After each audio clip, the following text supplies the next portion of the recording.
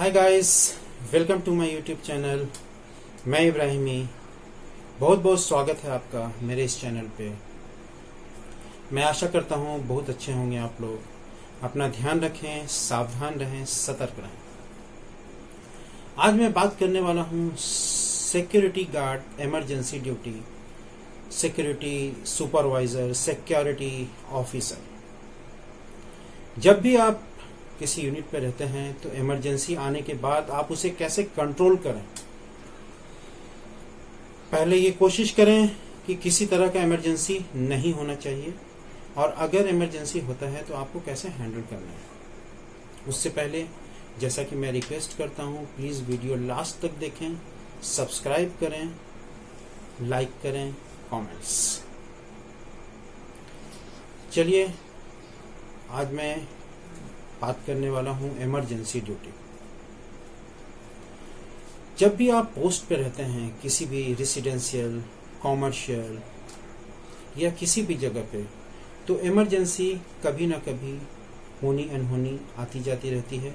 Emergency हो सकती है। जैसा कि हम जानते हैं, 2 types of emergency, on emergency, of emergency.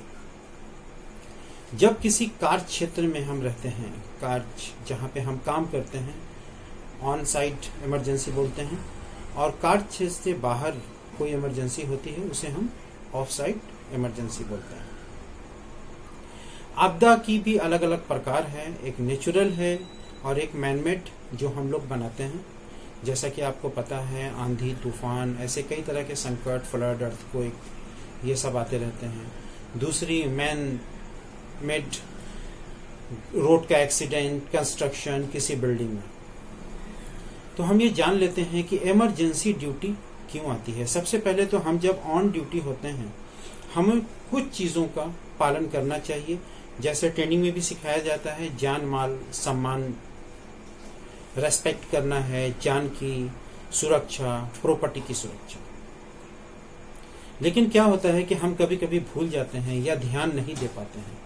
आपकी एक व्हिसिल, छोटी सी जो एक व्हिसिल होती है, वो भी बहुत इंपॉर्टेंट है। उसी भी ट्राई करते रहें कि जब वो व्हिसिल मारते हैं तो क्या उसकी आवाज़ दूर तक जाती है क्या। वो भी बहुत ही काम में आने की एक इंस्ट्रूमेंट है, बहुत ही इंपॉर्टेंट है वो। दूसरा, आपका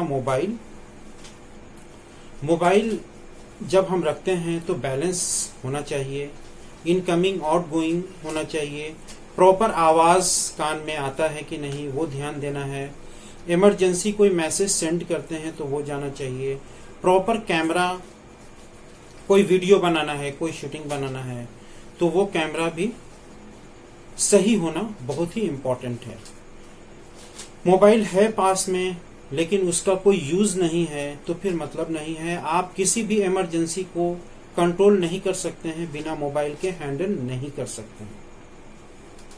आप ये कोशिश करें, अगर आपके यूनिट पे किसी भी प्रकार का कोई इमरजेंसी हो जाता है तो आपकी मोबाइल को ऐसे मूड में रखें कि सिर्फ उस पे मैसेज आना चाहिए और आप फोन रिसीव करना चाहिए। आप उस इमरजेंसी के टाइम में खुद को पहला कंट्रोल करें, पैनिक नहीं होने दें। शांतिपूर्ण ढंग से, साइलेंट, प्रेजेंट ऑफ माइंड करके आपको ये ऑपरेशन हैंडल करना है। आप कई जान बचा सकते हैं अगर सतर्कता और सावधानी पूर्वक इसे आगे तक ट्राई करेंगे तो संभव है, पॉसिबल है, कई जानें बच सकती हैं। आपकी मोबाइल को सिर्फ रिसीव के लिए रखें। आपके साथ आपके जो साथी हैं, आपके मित्र, दूसरे सिक्योरिटी गार्ड, उनके मोबाइल को आप यूज करें। फायर ब्रिगेड, एम्बुलेंस, एडमिन, आपके रिपोर्टिंग पर्सन को कॉल करना है, और न जाने किधर किधर कहाँ कहाँ पे आपको कॉल करने पड़ सकते हैं। तो वॉकी टॉकी भी चार्ज रखें। उस टाइम ऐसा नहीं होना चाहिए कि वॉकी टॉकी चार्ज नहीं था, वॉकी टॉकी भी चार्ज होना चाहिए। इंटरकॉम सिस्टम है, टेलीफोन, वो भी एक्टिव होना चाहिए। दूसरा, अगर लिफ्ट चल रहा है, अप एंड डाउन हो रहा है, तो आपको लिफ्ट बंद करना है, लेकिन उससे पहले ये ध्यान रखना है कि उसमें कोई है तो नहीं, वो देखना चाहिए। लिफ्ट जब भी आप बंद करते हैं तो डोर ओपन हो जाना चाहिए। और बिल्डिंग में आपको ये ध्यान रखना है कि सीनियर सिटीजन, अगर रेसिडेंशियल बिल्डिंग है तो छोटे बच्चे भी हो सकते हैं, प्रेग्नेंट लेडी हैं, वॉशरूम में तो कोई नहीं है, ओल्ड एज, सीनियर सिटीजन, वैसे के ऑपरेशन आपको जल्दी करना है, उनको पहले निकालने की कोशिश करना है। अगर छोटी समस्याएं हैं आपसे हैंडल हो सकती हैं तो ही करें। अगर आपकी ट्रेनिंग नहीं है, अगर आपको एक्सटिंग्विशर यूज करना नहीं आता है किसी छोटी सी छोटी आग में भी, तो आप यूज न करें। जो ट्रेंड पर्सन है उनको यूज करने को बोलें।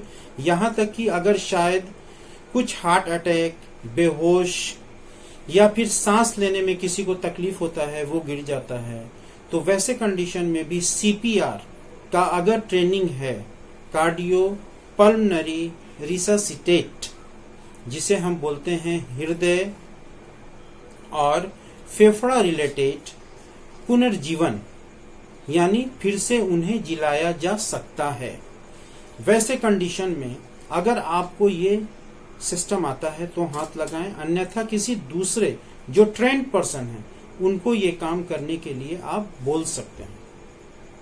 फटाफट इमीडिएट यूज करें। लोकल पुलिस स्टेशन को इन्फॉर्म करें। अगर ज्यादा घटना हो गई है, इमरजेंसी कंडीशन में आप आसपास के हॉस्पिटल यूज कर सकते हैं, एम्बुलेंस को कांटेक्ट कर सकते हैं। आपके सिक्योरिटी केबिन में, सिक्योरिटी कंट्रोल रूम में, फर्स्ट एड बॉक्स में आपको ये चेक करना है, पहले से ऐसा किट बनाना है कि वो किट में आपको बैंडेड, गॉज रोल, कॉटन,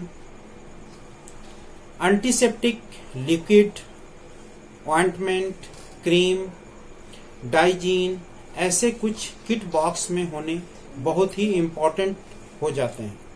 तो वो सब आप यूज कर सकते हैं, लेकिन आपको खुद को कंट्रोल में रखना पड़ेगा, रहना पड़ेगा। आपको पैनिक होने की आवश्यकता बिल्कुल भी नहीं है। इमरजेंसी में बहुत ही साइलेंट मूड में, क्योंकि उसमें समय बहुत ही कम होता है, हर एक सेकंड का बहुत वैल्यू होता है। मिनट 60 सेकंड का होता है, वो बड़ा हो जाता है। सेकंड सेकंड बहुत ही इम्पोर्टेंट होता है। तो आप पैनिक ना होने दें, शांति से। अगर आग का सिचुएशन है, आग अगर लग गई है, तो आप एग्जिट इमरजेंसी डोर से धीरे धीरे असेंबली एरिया की तरफ जाने को बोलें, और इमरजेंसी ड्यूटी को बहुत ही साइलेंट मूड में, सावधानी के साथ, सतर्कता के साथ, प्रेजेंट ऑफ माइंड रख करके ही हैंडल करें। आपके सेफ्टी शूज को भी ध्यान में रखें कि लेस प्रॉपर बंधा हुआ है कि नहीं, वो किधर फंस तो नहीं, आपको भागने में, आपको दौड़ने में कुछ तकलीफ तो नहीं आ रही है, उसके ऊपर भी ध्यान रखना है। छोटी सी छोटी बातें और बड़ी सी बड़ी बातें आपको बहुत ही विशेष ध्यान रखना है। इमरजेंसी ड्यूटी हैंडल हो सकता है, कई जानें बच सकती हैं अगर आप सावधानी पूर्वक और अलर्ट के साथ इस काम को प्रॉपर ढंग से हैंडल करेंगे तो।